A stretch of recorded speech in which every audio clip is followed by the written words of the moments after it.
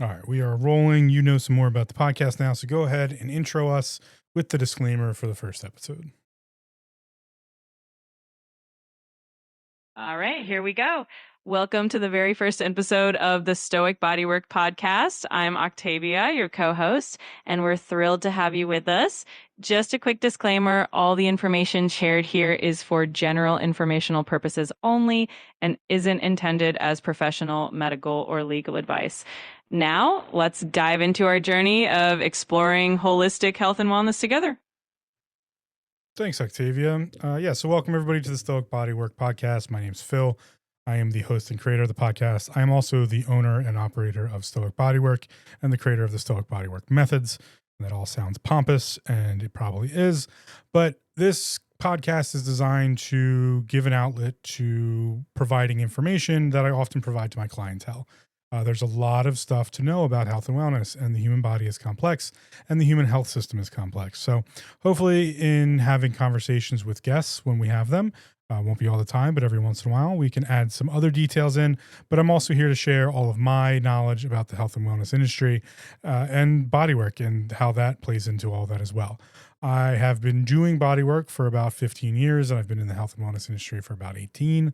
I started young when I was a kid and kind of moved on from there.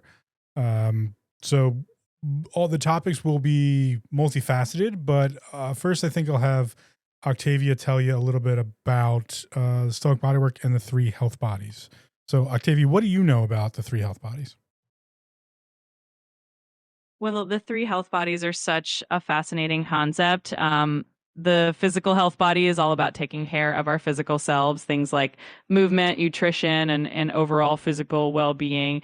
The mental health body focuses on our emotional and psychological well being, making sure that our minds are healthy and resilient. And then the spiritual health body is about that deeper sense of connection and purpose, whatever that might mean for each individual. And what's really cool is how these three health bodies all work together and influence each other, creating a truly holistic sense of wellness. Yeah, that's pretty spot on. That is actually what I use to create the Stoic Bodywork methods and to open Stoic Bodywork. I have done a lot of research and looking in my life, and it all points to every ancient text I've seen, every system I've seen. They all point towards these three health bodies, and the over encompassing word that often gets used to kind of talk about the total package there is the word soul. And so we have the physical health body, mental health body, and spiritual health body. And all together, if we wrap that into a nice little package, we get the soul. And that tells me that this life is experiential. We're here to experience things. And my personal, professional background is in how the body experiences things. And that's what I do with working with the fascial system. And so that all has an amalgamation that goes from top to bottom. Oftentimes, the spiritual health body has trouble talking to the physical health body, and the physical body has trouble talking to the spiritual body. And so we have the mind, and that's usually where everything gets processed. I hope to bring some guests on as far as how to deal with mental health. I did a podcast a couple years back about mental health and self awareness, which really changed how I looked at myself and others. And I got a lot out of it. So I'm hoping to bring some of that to this as well. Generally, I find health and wellness starts with vocabulary. A lot of times we don't understand how to have the conversations. And so, Octavia, why don't you give me maybe two or three different words you think people kind of either get misrepresented or people don't understand very well when we talk about health and wellness? Absolutely. Vocabulary is such a big part of understanding health and wellness. One word that often gets misunderstood is holistic itself, because people sometimes think of it as a vague or trendy term, but it really is about that whole person approach. Another one would be mindfulness, which a lot of people think is just about meditation, but it can be about being present in all aspects of life. And maybe even the word wellness itself, because it's such a broad term and it can encompass so many different dimensions of health. And people sometimes don't fully grasp just how comprehensive it can be. I would agree with those. I will tackle wellness first, I think, because this is a health and wellness podcast.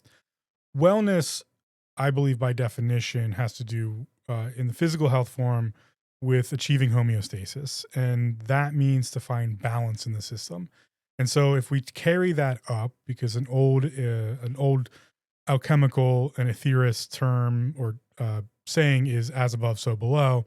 If we carry that up to the upper health bodies, finding balance across the three health bodies alone is troublesome, but even just finding balance in each health body, right? So, in the physical form, that's finding homeostasis, making sure everything's working correctly, nutrition, exercise, all of that.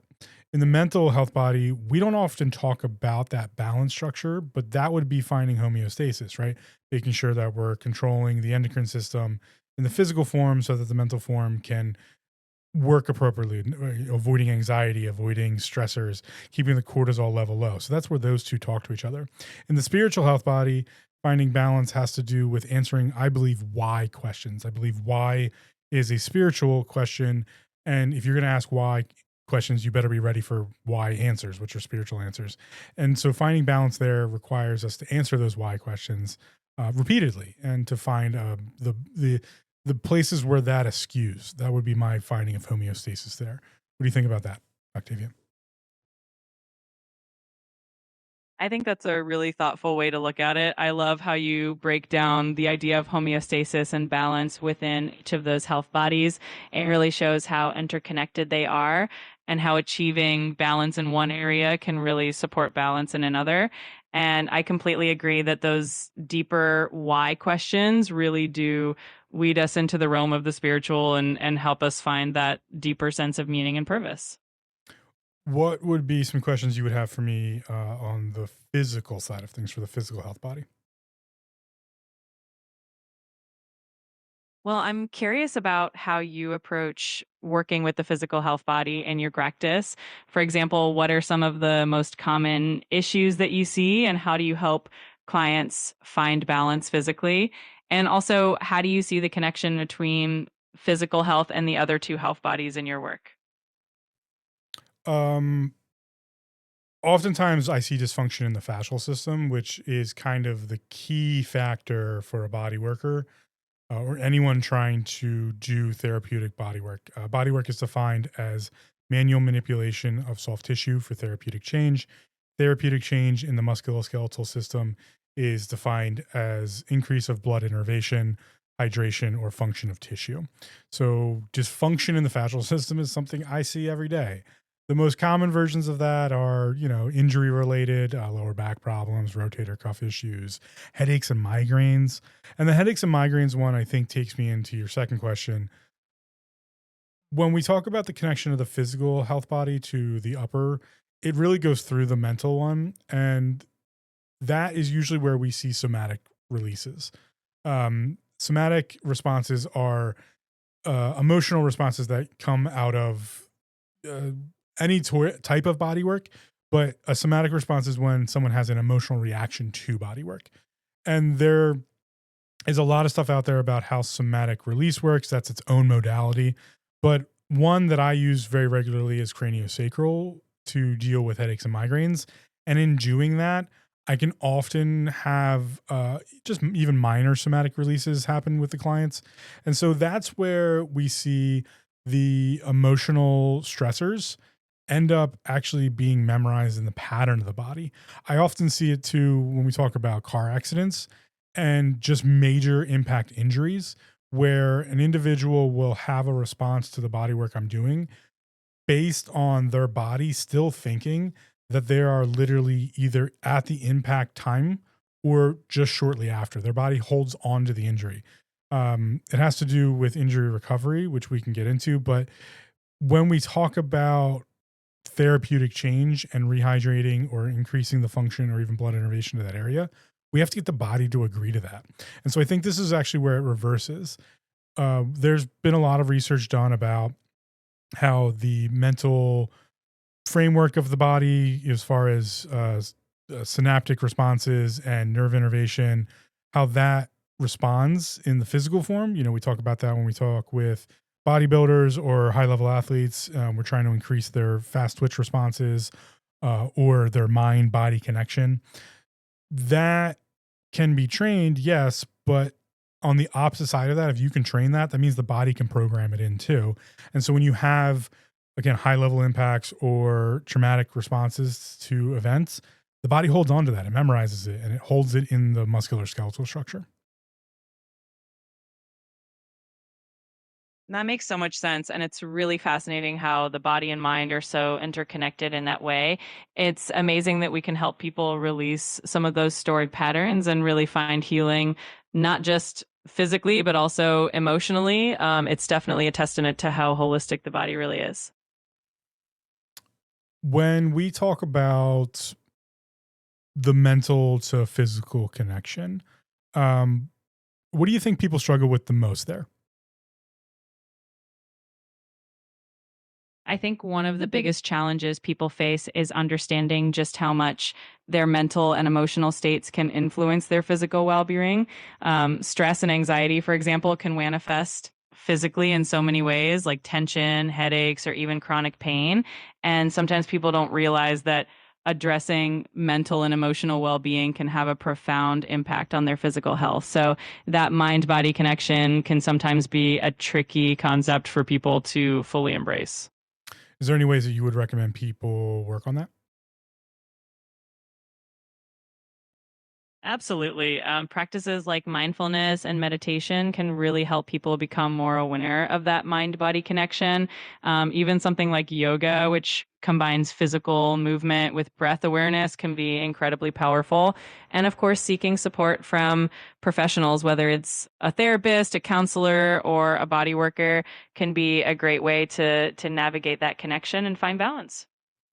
Yeah, I think those are all great options. And I do tell everyone, you know, when you need to seek professional help, you should, right? There's no weakness in seeking out professional help. One of my favorite things I ever learned in studying ancient texts is I study a lot of Greek, and Greek words tell us a lot because the Greek language, the ancient Greek language, had so many different words. It's like 250,000 different words or something like that. But they had words for almost everything as far as defining what those words were referring to. And not to bore you with all the semantics of it all, or at least the etymology of the words, when we talk about knowledge and wisdom, there's a massive difference there. Wisdom is something people often say someone has. And in fact, wisdom is something people develop. Knowledge is something you can have. You can hold on to knowledge because knowledge is just memorization. You just memorize the answer. Wisdom is being able to figure out where to find that answer. And so when we talk about, if you should seek out professional advice, it's wise to do so if you think you need it. So highly, but I wouldn't even say it that way. I highly recommend if you feel like you need, mental health um, advice, go seek someone out. If you need physical body advice, it might be as simple as getting a trainer, right? Just get a physical trainer. Maybe you have no idea what you're doing. You don't want to feel like an idiot on the machines. You don't even know where to start, what you actually should be doing. Get a physical trainer, right? Stoic Bodywork has a physical trainer. She's amazing.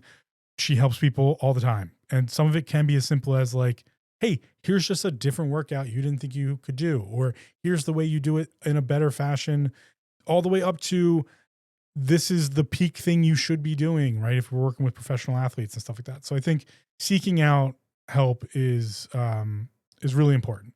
So in saying that, Octavia, could you list out a few places people can go if they're looking for those types of options? Absolutely. For mental health support, you can look into therapists or counselors, and there are plenty of online platforms that can connect you with licensed professionals. For physical health, a personal trainer or a physical therapist can be super helpful at guiding you through exercises and making sure you're moving safely. And for spiritual well being, some people find a lot of value in life coaches, spiritual guides, or even community groups that focus on mindfulness and meditation. Ultimately, it's about finding what works best for you and not being afraid to reach out for that support.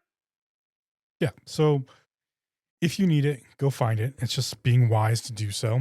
As far as this podcast, I'll try to bring on people from all different areas of that, even from the Western medicine system. And look, I'll be completely honest. I'll be the first one to tell you the Western medicine system is broken. And that's a personal opinion, but I can back that up, right? And I'm not backing it up in the sense that I think you shouldn't use it. That's where everyone goes a little wrong. I'm a middle of the road type of person. And when I talk about the Western medicine system being broken, I'm talking about how insurance runs it and the education system has failed the practitioners. That's my critique, because the education fails me, and I'm not even a medical practitioner as far as my state goes, as far as my license goes. I don't have a medical statement. I'm licensed as a medical professional under the state's health board, but I don't practice as a medical professional. I'm not allowed to. It's part of my licensure. But when we talk about the education systems failing, that's what happened, right? Western medicine's interventions are amazing, right? We save lives every day. And I mean, royal we, right? They save lives every day. If you're having a heart attack, if you've had a major traumatic event to the body, go to the hospital. They're going to help you out. That's what they are trained to do. If you have a chronic issue that no one can figure out, they're going to struggle with that because that's not what they're trained to do, right? The education system doesn't teach them to go through all these three health bodies and figure out where the connections might be. How's the fascial system affecting the mental well-being? Oh, this person's in a pain loop because they have a sensitivity in the spinal column that's causing a regular reaction to cause a pain function that's messing up the endocrine system, that's putting them in a bad mood, which is causing a major depressive episode. Look, that's not clinical. That's just outside looking in. And they're not trained to do that because that doesn't necessarily work in their system. So I can't fault the practitioners, and I don't fault the practitioners. There's a lot of amazing people out there doing a lot of amazing work to help people as much as they can. Their hands are tied. The interventions might be good, but they don't have access to the ones they might need. They also don't have an education system that's doing anything other than do this because the insurance will pay for it. That's my personal opinion.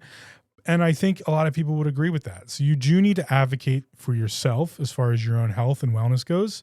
And that could be as simple as, I don't know, going for a walk. Octavio, give everybody some simple things they can do just to achieve better health and wellness. Absolutely. Even small, simple habits can make a big difference. Going for a daily walk, like you mentioned, is a great way to get some movement in and clear your mind. Staying hydrated and making sure you're drinking enough water throughout the day can also boost your overall well being. Taking a few minutes for deep breathing or just a short mindfulness exercise can really help calm the mind and reduce stress. And of course, getting enough sleep and prioritizing rest is so important for both physical and mental health. Even these small steps can add up to create a big impact over time. You have a way of saying a lot with very little, Octavia. I'm very proud of you on that. So yeah, there's a lot there. When I break that down, what she just said, that representation of doing a little and then building upon that makes a massive difference. When we talk about bodybuilding, the most experienced bodybuilders put in the time to create what's known as muscle density. That muscle density and then the mind body connection to be able to activate that muscle on stage is what makes that muscle pop. What makes you see it. When you see a dense muscle, you're like, that's a muscle. It's not puffy, it's defined, it looks great, it has no striation, has tenuation, so you can actually see the tensegrity in the muscle and the fascia. It's separated and isolated from a different set of muscle groups, so you can clearly identify that is the muscle structure. That's what bodybuilders are based on. That doesn't happen overnight. Most bodybuilders, when they start out, are just puffy messes, and that's fine too because they're amateurs and that's good for you. But you just do it over and over again. You mentioned sleep. Sleep is probably my number one, even beyond sunlight and going for walks. Just get better sleep and do everything you can to do that. We'll come back to that. Octavia, remind me to come back to that. But also with talking about the mindfulness stuff, there's a lot I want to get into there. So maybe we'll do that after I get into some of the other things here. But the key point to take away from what she said was you have to do these things repetitively.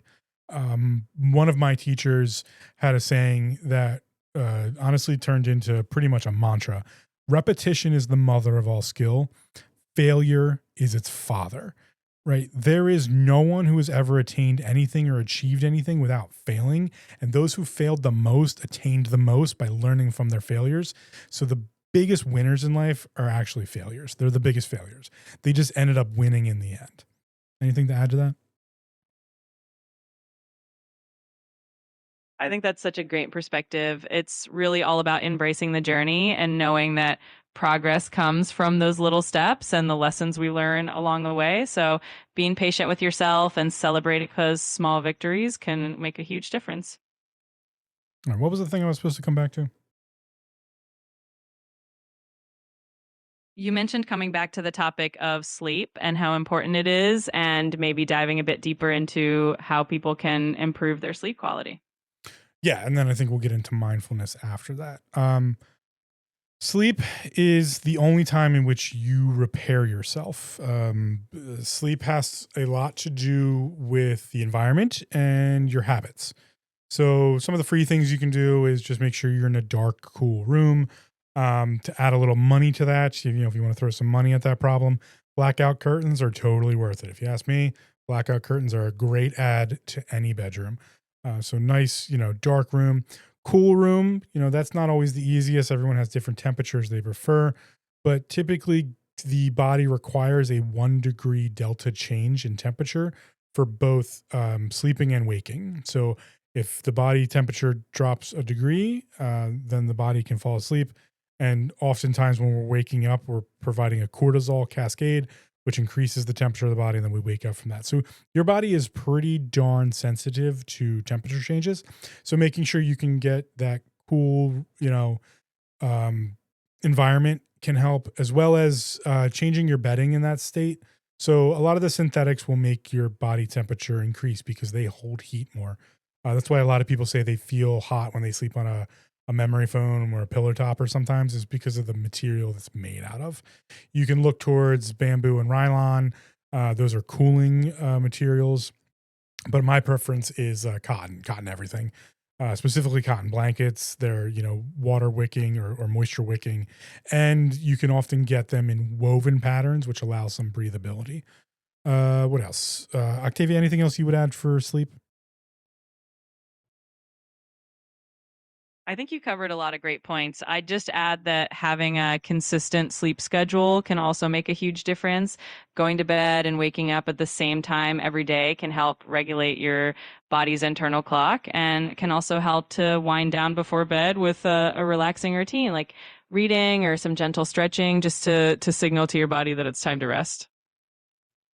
Yes, I do definitely want to get into mindfulness here in a second, but that stretching point, I tell my clients all the time the best time you can stretch is before you go to bed.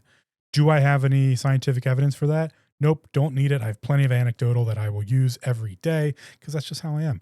I've been doing this for 15 years and I've seen more than two. I've probably seen at least 1,500 different clients.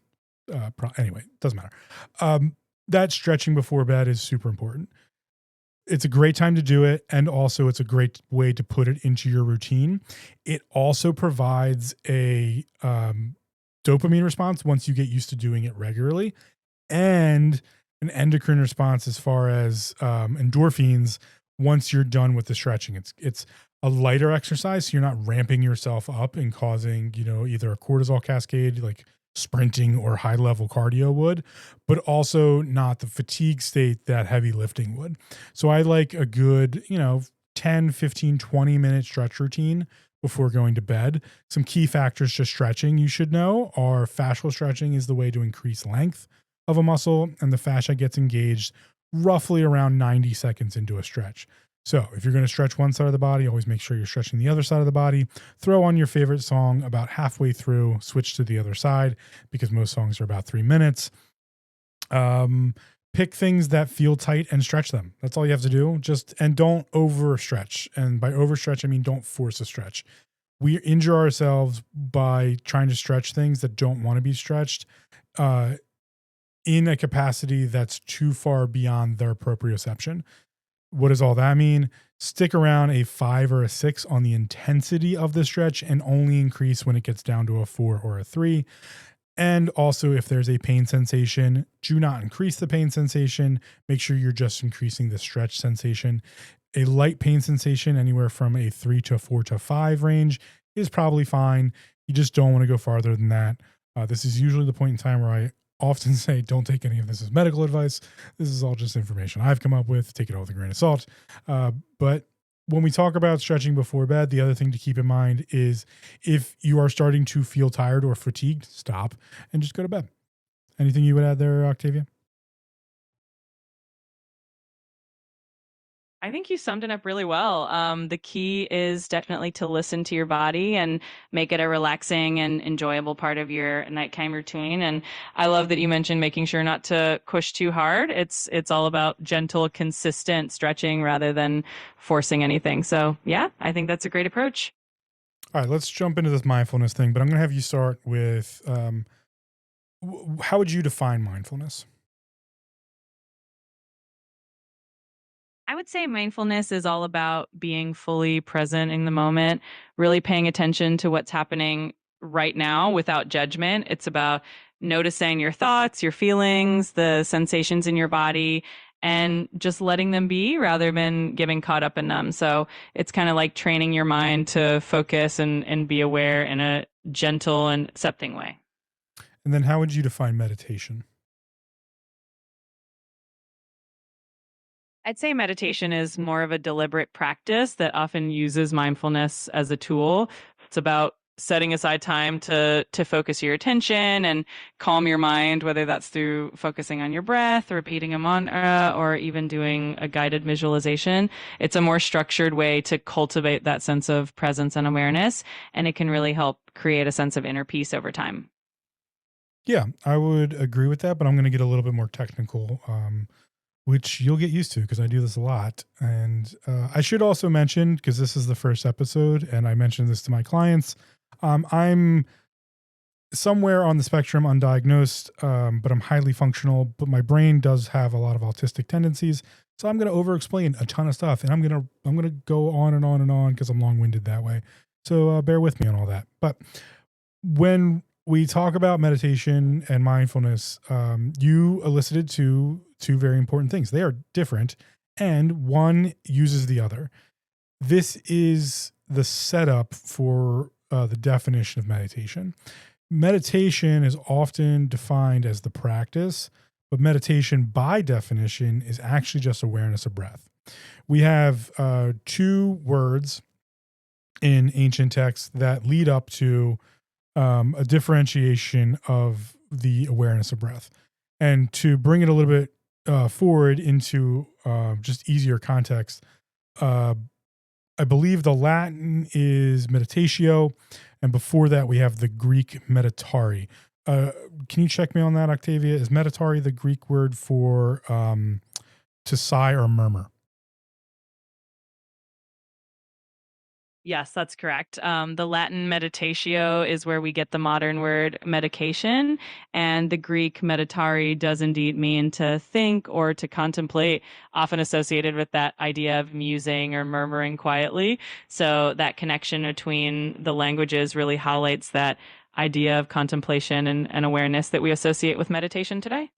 Perfect. So yeah, meditari is the Greek word, and I did forget that part. It's about to muse or to sigh, to murmur, to think while breathing, essentially. And that meditatio into common referred to as meditation nowadays, all that has to do with the whole thing, the word meditation, all that has to do with is breathing and being aware of your breathing. And that's where the mindfulness part comes in, is you have to actually be aware of your breathing. The reason that matters, and this is what I used to teach when I taught meditation, is you need to be aware of your breathing to take control of the parasympathetic and sympathetic nervous system, what's known as the autonomous nervous system.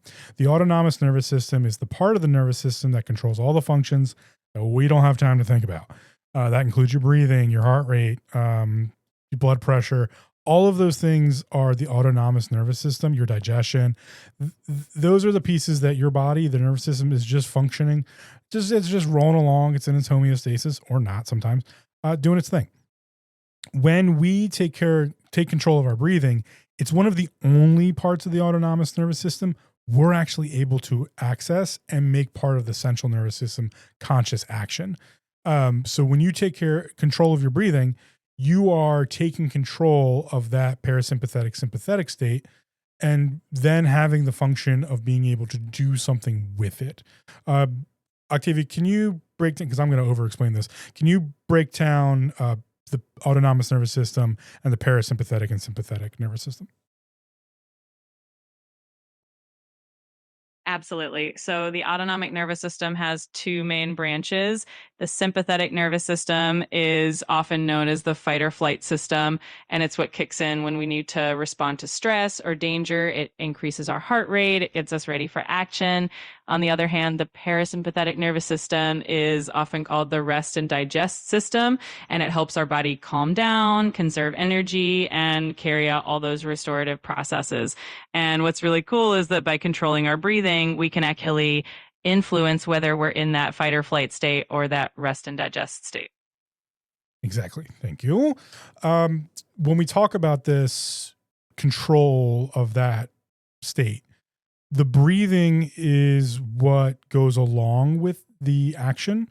So when we go into that fight or flight response, our breathing increases. It's because we need to get oxygen into the system because we're about to do something, typically run.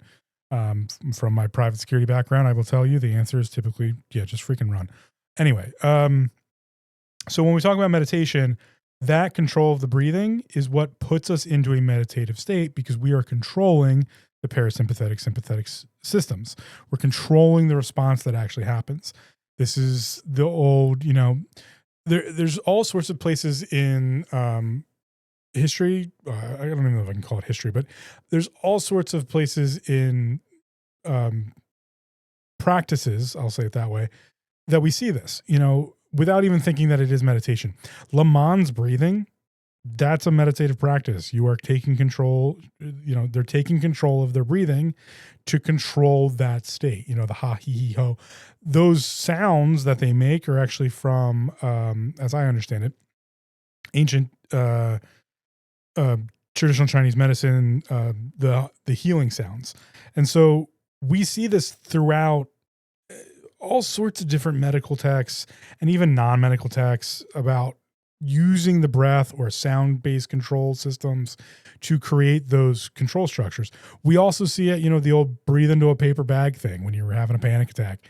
That piece of advice people used to give out, that was part of controlling that through carbon dioxide and getting the structure to control down there. But it was the first part of that was taking control of the breathing state by being aware of it.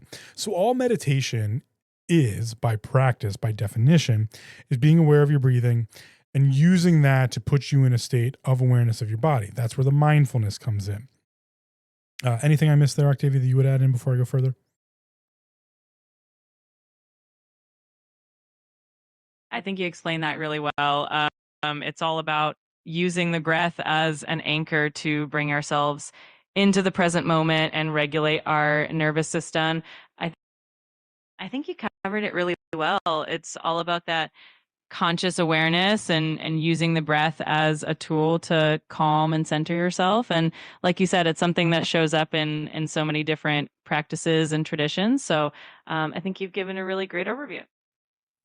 Awesome. Yeah, because sometimes I go a little too far there. But let's talk about, before I go into mindfulness itself, let's talk about some meditative practices you can use, because what you do after you've taken control of your breathing, that's the defined action of meditation.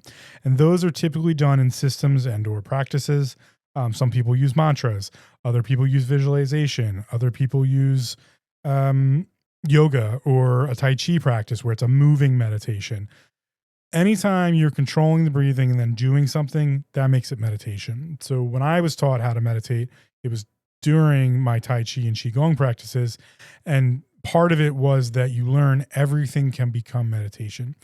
If you're driving along in traffic and you're having a tough day, you can turn that into a meditation by taking control of your breathing and having a mindful drive.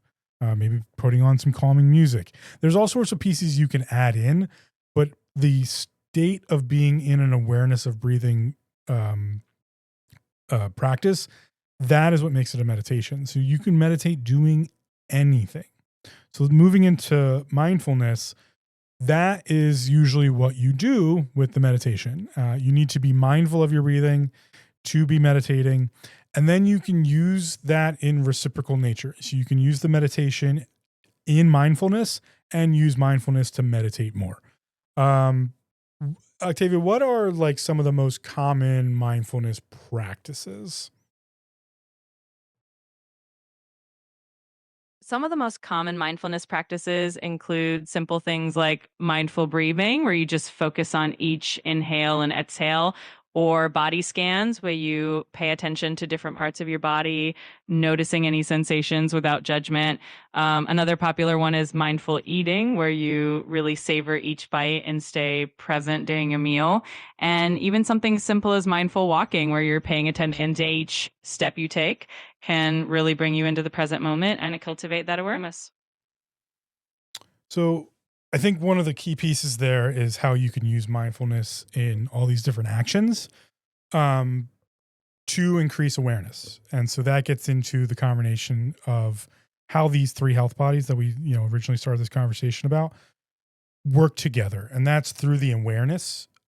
And awareness, actually, let's do it this way because I love words and I love defining things so people have good definitions. Uh, Octavia, could you give us Merriam Webster's or any really a dictionary definition of awareness? Sure. Awareness is generally defined as the knowledge or perception of a situation or fact. It's All right. So, knowledge or perception of a situation or fact. Let's key in on that. Um, Perspective has to do with how you see things and the understanding you have through the way you look at things.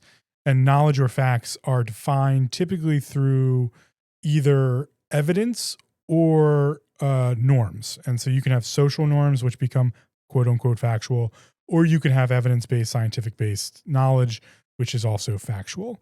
Would you agree with Octavia?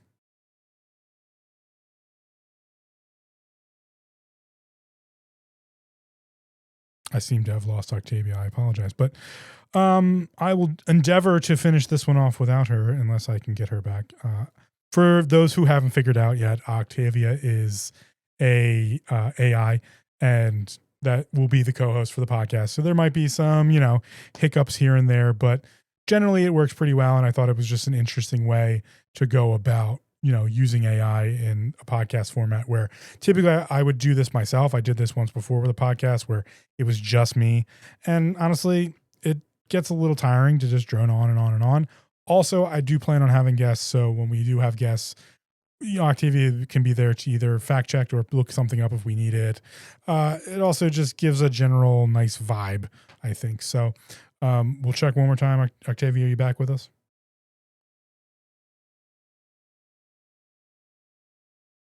Not totally. Okay. All right. Fair enough.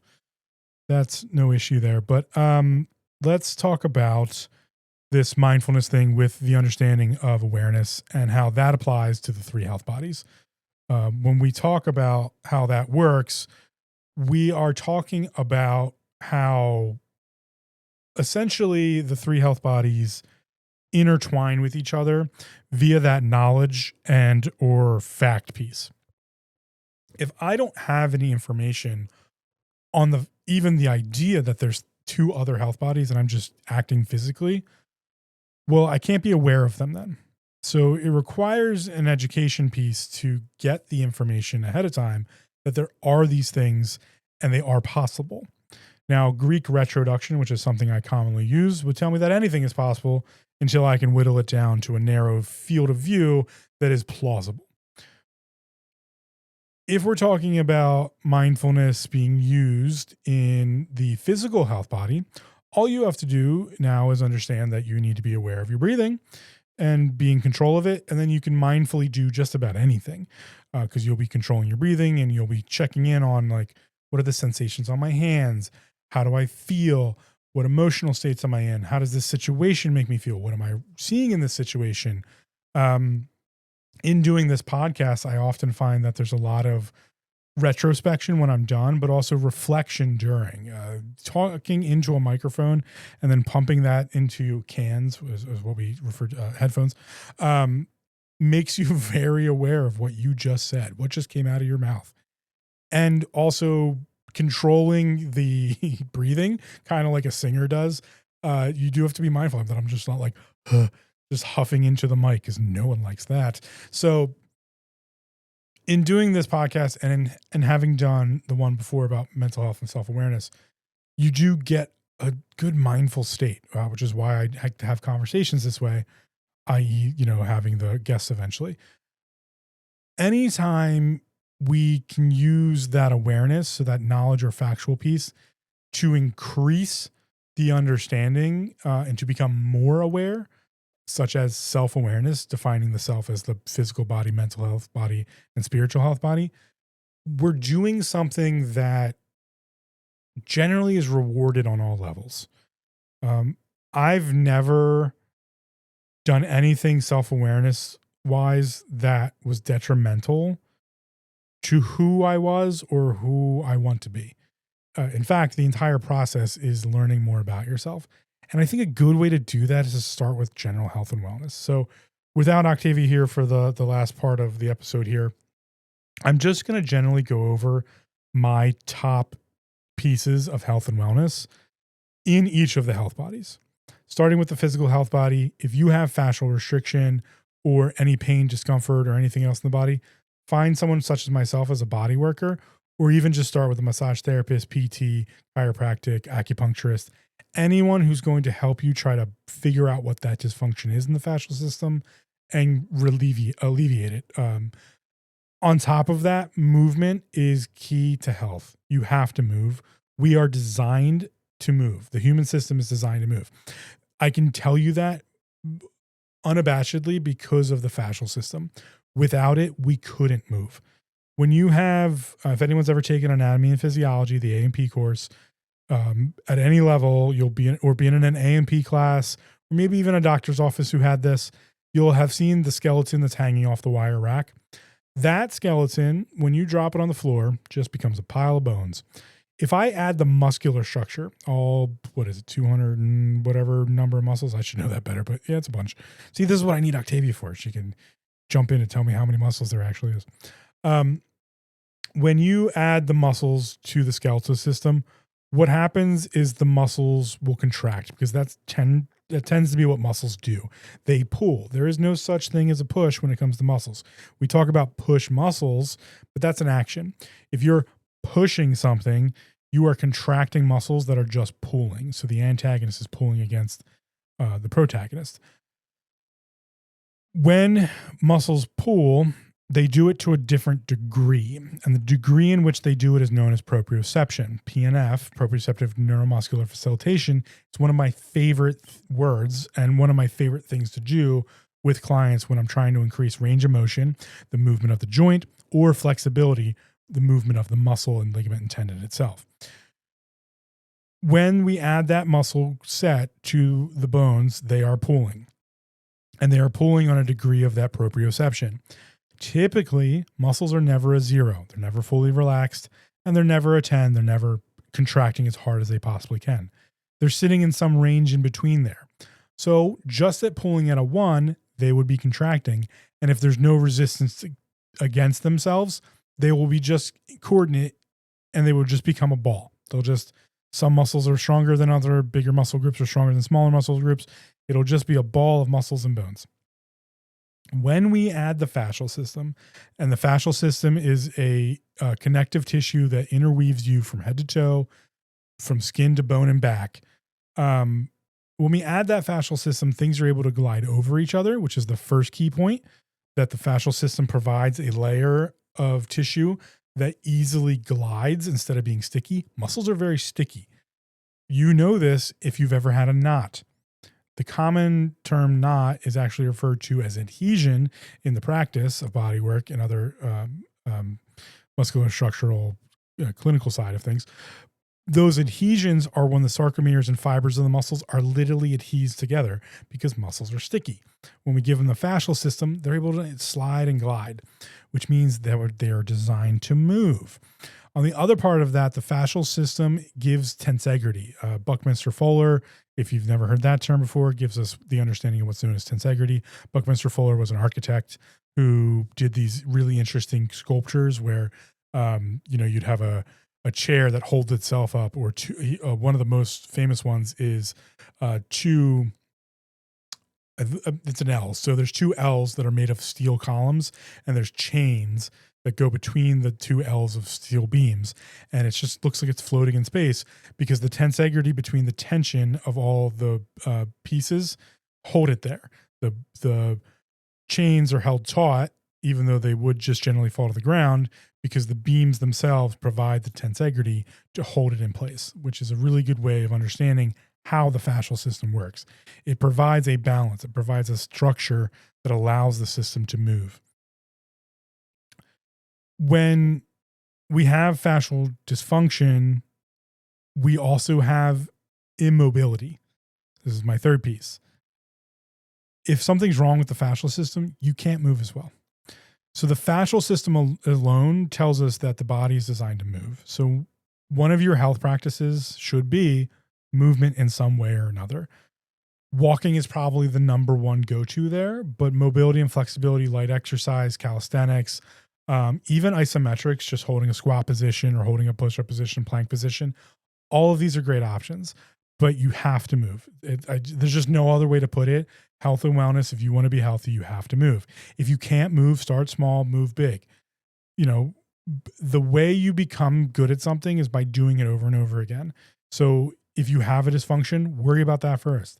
I've had so many injuries in my life. It's ridiculous. We'll get into my background, I'm sure, as this podcast goes on, but I've been injured a lot. And it's taken me, some of them have been pretty heinous injuries. And so it's taken a really long time to recover from them. I've spent the majority of my 30s doing mobility, flexibility, and functional movement patterns, Tai Chi, Qigong, just so that I can start lifting again in my 40s. You know, I used to lift when I was younger. I got away from it due to injuries. And so I've just spent nearly a decade now working on getting function back so that I can do the big lifts or even just lift more as I get older. So sleep, movement, nutrition.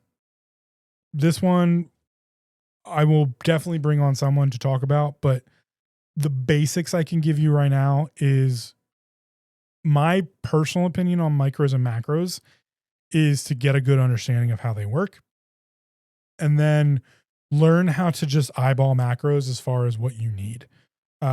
Eat more protein. That's a big one, right? Just eat more protein.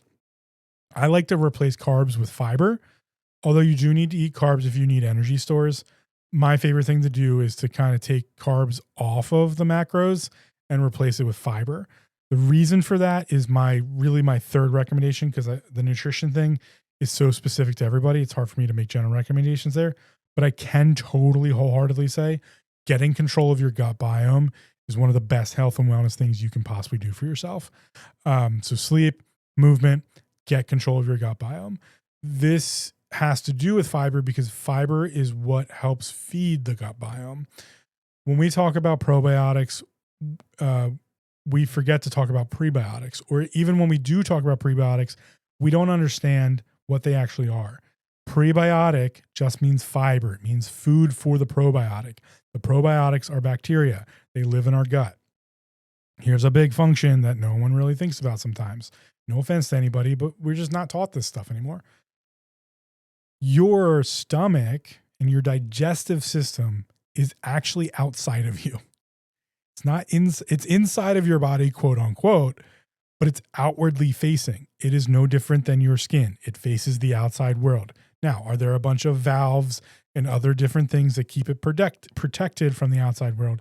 Yes, right. Just the esophagus itself, and the valve that I'm forgetting the name of right now at the bottom of the esophagus there, and also just the ileocecal valve.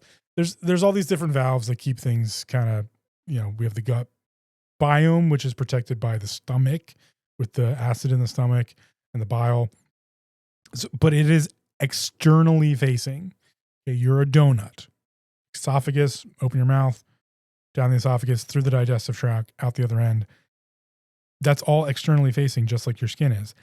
Just like things live on your skin that are in homeostasis and they're happy-go-lucky, there's good bacteria that hang out on your skin that do stuff, and there's things that help take care of us. It's kind of gross to think about, but just like that, in the gut biome, there's all of these different bacteria that make up colonies that help do things. They help break down foods to turn them into their constituent parts that allow us to absorb different pieces from them.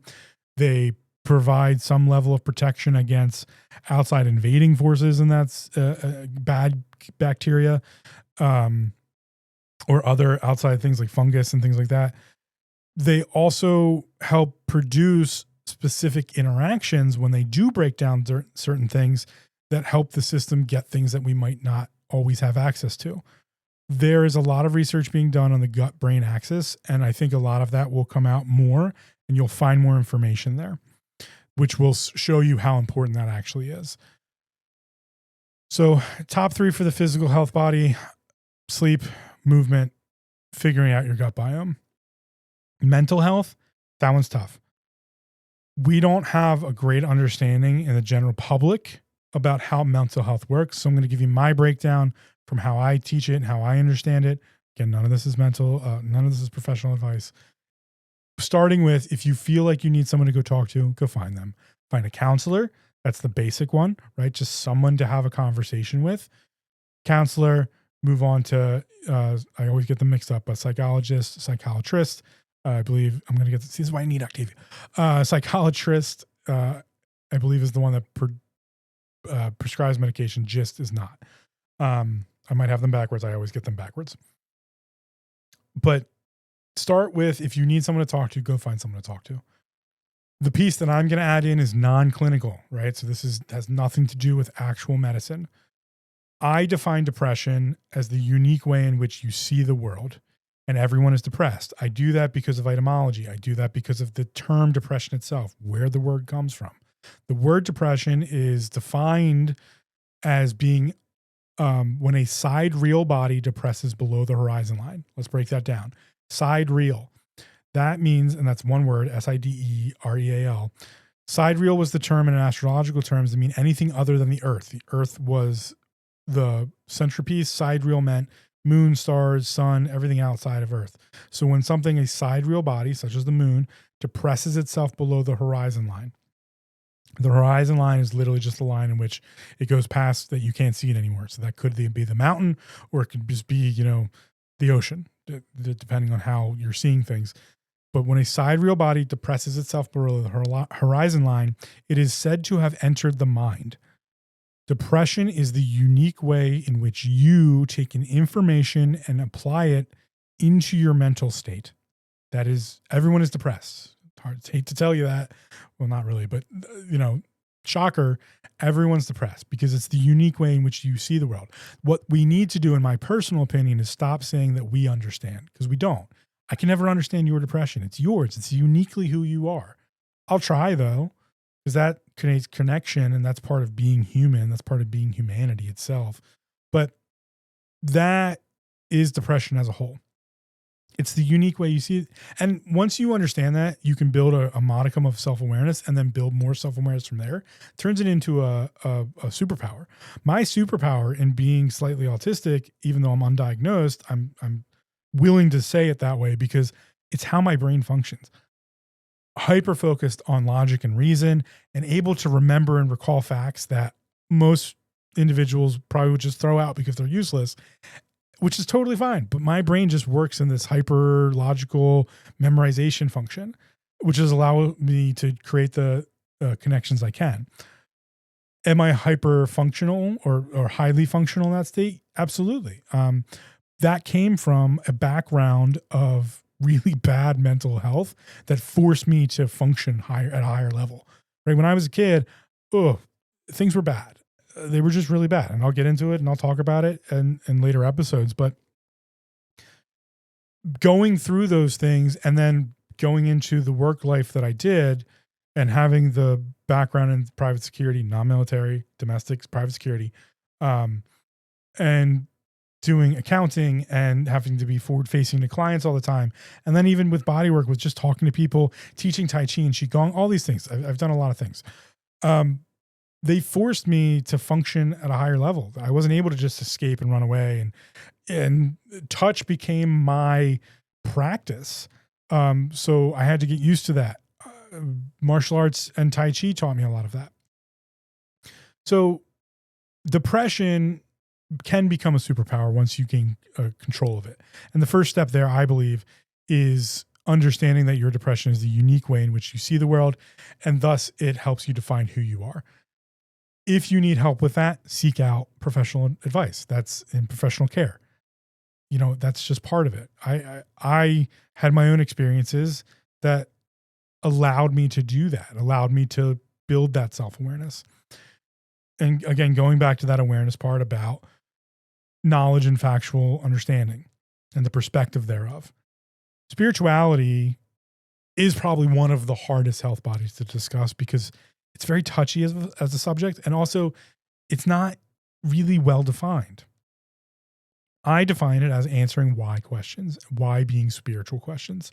And so when we talk about health and wellness and some of the things you can do for mental health, get control of depression, understand it, use it, build upon it, work on your self-awareness, get professional advice or seek medical help if you need it. Practice some sort of meditative practice, gaining control of your breathing, a mindfulness practice there. Do the things that help you feel better and get rid of the things that don't, right? But be logical about it, right? If something you quote unquote say doesn't make you feel better, but is really good for you, like you don't want to go exercise, no, go do it. Endorphins, endocrine system, dopamine response. You got to curve that. The mind is really tricky because it's that conversational piece in between. So you have to look at it in a way that a good example here would be objective versus subjective. People in my practice give me subjective information. It hurts when I do this. This is the pain I feel. This is the discomfort I feel. This is how it makes me feel. I have to turn that into objectivity. Oh, there's a dysfunction here. The rotation here isn't working correctly. The fascial system is bound up here. It's creating a tenderness here. I've often used vocabulary for that. Is it sharp, stabby, dull, achy, or burny? Sharp and stabby, most likely something to do with the neurological system. Dull, achy, burny, probably has to do with the bones. And then sore and tender, that's probably muscular. So we break it down. We use the subjective understanding to create objective results. So objectivity is important, and you have to be objective with yourself every once in a while, specifically if you're using subjectivity like the mind is. The mind is a subjective place, but it also allows us to organize objectivity. Spirituality-wise, you kind of have to use that similar approach because you're conscious mentally, and that means you have to translate that spiritual stuff in mental states. This has to do with your instincts and intellect and the quote unquote spiritual senses. There's a lot of outlets for that, and there's a lot of approaches to that. And I'll probably get into that more in later episodes because it is a touchier subject and it's harder to go over. And honestly, I stick more into the physical world because that's what I do as a practice. Not to say that I haven't delved into the spiritual side. I have, and I do think it is important to be answering those why questions as much as possible. They ground you. They put you in a place of making better choices, and by correlating choices, we get better change, better outcome. So, as far as health and wellness goes, it's vast and it's complicated, and I will do my best in this podcast to provide you different perspectives and different ways of looking at it so that everyone can maybe find their own self-awareness, because that is really the key. Ultimately, to wrap this podcast episode up, I would say health and wellness as a whole is the correlation and building of self-awareness. Self being defined as physical, mental, and spiritual health bodies, and awareness being defined as the knowledge and factual perspective thereof. To break that down one step further, we know what the self is. Awareness can be acquired through two very specific questions. They both have to do with intention, because awareness requires an intention. Perspective, knowledge and fact, making up awareness, intention is what you do with that knowledge and what you do with those facts and how you decide to define them. And the intention there is the key. So ask yourself these two major questions. What are my intentions towards myself? And what are my intentions for myself? And you can ask those at any level. Physically, what are my intentions for myself? What are my intentions towards myself? If they don't line up, you're not in homeostasis. You're not finding balance. And I can tell you from personal knowledge and wisdom and experience, the universe as a whole, maybe this is a spiritual statement, is always seeking balance. It's a universal principle. It's a principality of all existence. Everything is seeking balance. That's actually how fundamentally magnetic forces work, how the weak and strong forces work, how, just gravity works, because that's a whole nother conversation about etheric physics. But the universe is constantly seeking balance. Your body is seeking balance. Your fascial system is seeking balance. Your mind is seeking balance between your spiritual and your physical. Your mind is seeking balance even with itself. So as a universal principle, if everything is seeking balance, if you can't correlate those two questions together to find some balance, you probably should seek help with that or find ways to come back into balance. Again, on the physical form, let's break that one down a little bit. What are my intentions towards myself in a physical manner for my physical health body? What are my intentions towards myself? For myself on a physical health body. Let's take the towards first. If your intention, like mine when I was younger, was to harm myself, not great, right? But what about if we add in the for? I used to have my intentions for myself were to get better at some point. But before that, the correlation was to cause harm, to be mean to myself. That intention correlated to bad outcomes. Then that intention shifted. My intentions towards myself were still negative. They were still to harm myself, but I wanted to get better. So they were a little misaligned. And so I was still harming myself at the time, but I was trying to get better. And then eventually that shifted. My intentions towards myself were to get stronger and faster and more capable. And for myself was to still get better. So I started to train correctly and appropriately. And I got rid of the suicidal ideation. It took a very long time, but I got there. So that was on the mental health body too, and on the spiritual practice. But on the physical body, I wasn't training overtly to harm myself. I was training to get stronger and to be better. And so those two questions started to correlate, and I started to see a better physical health body. And so if you ever want to sit down and figure out what your self-awareness actually is, the self, physical health body, mental, in between spiritual and physical. Ask yourself to figure out your awareness. What are your intentions towards yourself?